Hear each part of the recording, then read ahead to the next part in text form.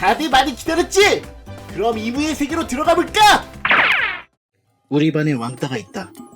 처음 계기는 어찌 보면 사소하다면 사소한 것이었다. 생리적인 거니까. 음식을 잘못 먹어 바닥에 토를 한 것이었다. 아이들은 더러워하며 피했다. 가관인 것은 담임 선생님이 엄마를 불러 토사물을 치우게 한 것이다. 하지만 엄마는 일을 하는 중이었기 때문에 결국에는 할머니가 와서 치웠다. 할머니가 치우는 동안 아이들의 웃음소리와 조롱소리가 교실을 가득 채웠다. 그때 왕따를 당하던 친구의 마음속에는 죽고 싶을 정도의 수치심, 그리고 상상도 못할 만큼의 분노가 일고 있었을 것이다. 하지만 그것은 시작이었다. 등에 바보나 멍청이 같은 욕이 써있는 쪽지만 붙으면 오히려 감사하게 생각해야 될 정도였다. 차라리 직접적으로 때려주는 게 마음이 편했다. 모르고 친척 어머, 미안해. 라고 하거나 지나가면서 우유를 쳐서 엎어버리는 것도 일상 다반사였다. 이후 왕따는 점점 심해져서 급식을 엎어버리기도 했다. 응? 너 곧 토하려고? 그리고 폭력은 점점 심해져서 이후 꼭 그날이 왔다. 친구는 화장실에 가서 물세례를 받고 있었다. 말렸어야 했나? 아니야. 내가 무슨 일이 있어. 그러다가 괴롭히던 애들 중 한 명이 말했다. 야, 물만 이렇게 뿌릴 거면 무슨 재미? 수영장도 아니고. 그럼 뭐랄까? 물 대신 이건 어때? 청소해줘야 하니까.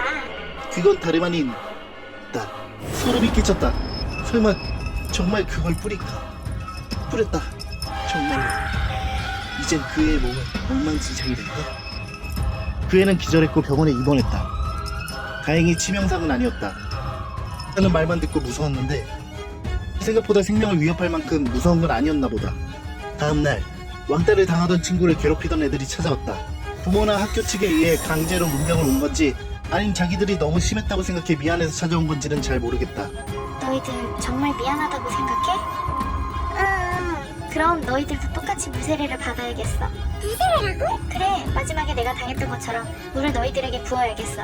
그걸로 난 너희들을 조금의 원한도 없이 완전히 용서할 거야. 정말로? 그럼 공개적으로 없었던 일로 해줘. 학교에도 말해서 잘 끝났다고. 당연하지. 근데 설마 네가 뿌릴 물이겠지? 설마 나 너희들과 같은 수준으로 보지 마. 오늘 계속 여기 있던 거야. 그래, 알겠어. 그리고 그 친구는 뚜껑을 열고 물을 뿌렸다. 시큼한 냄새가 나는 순간 섬뜩하고도 시끄러운 비명소리가 온 방을 가득 채우면서 모든 것이 끝나 있었다.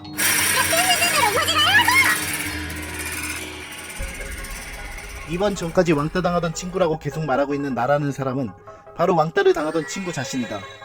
불쌍한 자신이 싫어서 친구라고 표현하며 일기를 써왔던 것이다. 이번 후 나는 자신을 이 지경까지 몰고 간 친구들에게 계속 몰래 준비해서 가방에 지니고 있던 위험한 액체를 뿌렸다. 아마 가해자들을 모두 사망했다. 사람들과 경찰들이 곧 오겠지. 그리고 난 계속 달렸다. 도망친 것이 아니다. 곧 잡힐 것은 알고 있다.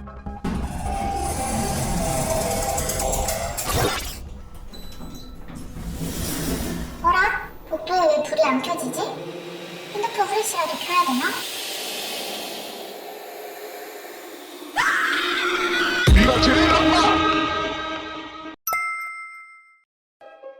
어느 남녀가 와인을 마시면서 느긋하게 쉬고 있었다. 아, 난 이렇게 행복해도 되는 걸까? 나는 지금까지 3명의 부인을 잃은 주제에 말이야. 남자의 말에 여자는 남자의 옆에 다가가 달래주었다. 괜찮아요. 당신은 행복해질 권리가 있어요. 그런데 전 부인은 어쩌다가 돌아가신 건가요? 남자는 울면서 여자의 말에 대답했다. 첫 번째 부인은 심장발작, 두 번째 부인도 심장발작으로 죽고 말았어. 약하기도 하지.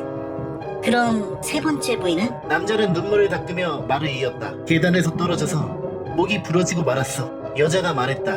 술에 취해서 그런 건가요? 남자가 대답했다. 아니, 그녀만은 술을 마시지 못했어. 그럴까? 좋아요. 사신이 나에게 찾아왔다. 그는 내게 거래 조건으로 수십억 원과 젊고 예쁜 여자를 제시했다. 대가로 내가 해야 할 일은 아내를 산채로 묻는 것이었다. 아무도 모를 것이다. 나는 제안을 거절했다. 나는 아내를 사랑했고 우리의 사랑은 물질적인 것을 초월해 있었다. 얼마 후 나는 그 거래를 받아들여야 했다고 생각했다. 남자는 아내가 마시는 술에 계속 약을 타서 살인을 했지만 세 번째 부인은 술을 마시지 않자 계단에서 밀어서 죽였다.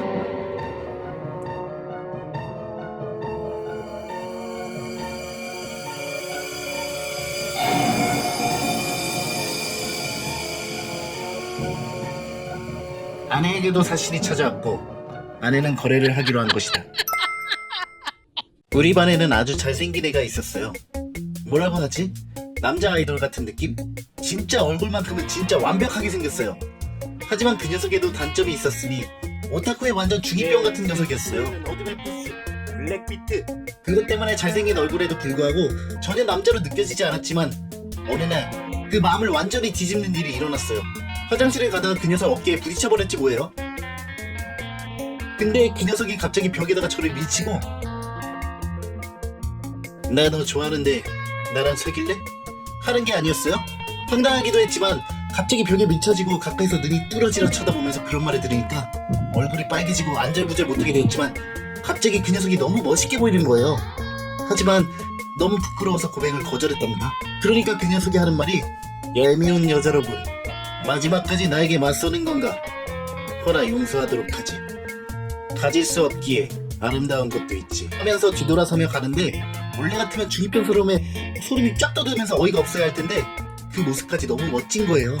그리고 1개월 후 우리는 연인이 되었답니다. 사귀고도 그 중이병스러움은 계속됐지만 이전과는 다르게 제 눈에는 멋지게만 보였어요. 그러던 어느 날이었어요. 밤에 길을 가고 있는데 남친이 보이는 거예요.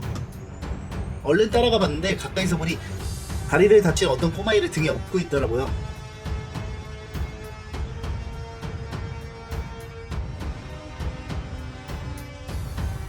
형 고맙습니다.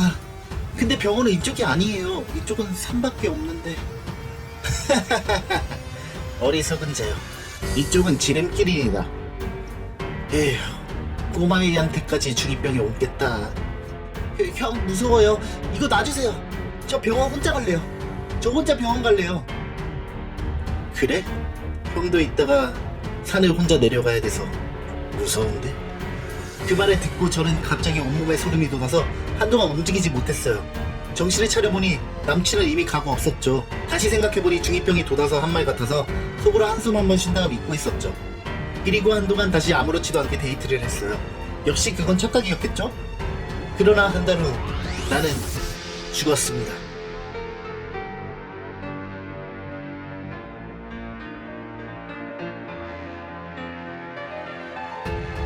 형도 이따가 산을 혼자 내려가야 돼서 무서운데라는 건 남친이 살인범이었기 때문. 산에서 꼬마를 죽여서 돌아올 때는 혼자라서 무섭다는 말. 머리 좋은 꼬마는 그것을 한순간에 이해했다. 남친은 단순한 중이병이 아니라 사이코패스의 정신 이상자였던 것이었다. 내가 죽은 이유는 그날 숨어 있었던 것을 들켰기 때문. 한 달 후에 죽은 건 남친이 정말 살인 현장을 들켰는지 확신이 서지 않았기 때문에 지켜본 것이라고. 아마 데이트 중 은연중에 그날 숨어 있었다는 티가 났었을 것이다.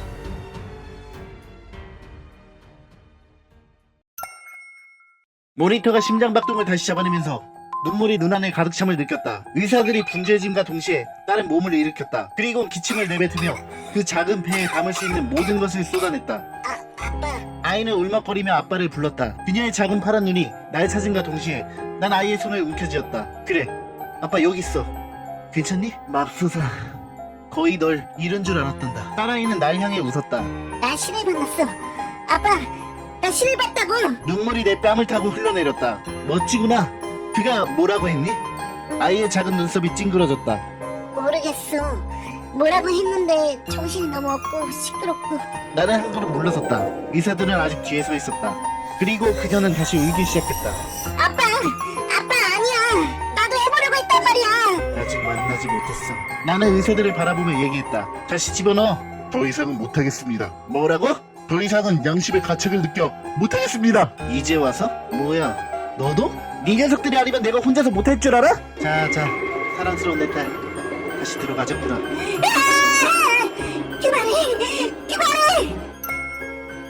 한 커뮤니티에 쌍수 일주일 차인데 어떻게 될 것 같아? 라는 제목으로 글이 올라왔다. 글을 클릭해보면 수술한 눈사진 몇 장과 제목의 질문이 다인 간단한 글이었다. 글을 읽은 사람들은 붓기 빠지면 이쁘겠다. 어디서 했어? 병원 정보 좀 알려줘. 나도 하고 싶어. 어디서 했는지 알려줘. 등에 댓글을 달았다. 글쓴이도 흔쾌히 댓글을 달아준 사람들에게 수술한 병원 정보를 알려주었다. 나도 정보를 얻고 글쓴이가 알려준 병원에서 수술을 하게 되었다. 그리고 한 달 후, 1년 후, 5년 후 시간이 점차 흐름에 따라 절망감은 더욱 커졌다. 아빠는 딸을 임사 상태로 만들어 죽음 너머의 신과 만나게 하고 싶었고 신에게 자신이 원하는 답을 얻고자 했다. 하지만 원하는 대로 되지 않아 한 번 더 딸을 임사 상태로 만들려고 하고 있다. 그냥 보면 병원 정보를 알려주는 무난한 글이었다. 하지만 알고 보니 글쓴이가 수술한 병원은 돌팔의 의사가 있었고 수술이 망해서 5년 동안 붓기가 안 빠진 상태였지만 마치 일주일밖에 안 지난 눈인 척 글을 올린 것이다.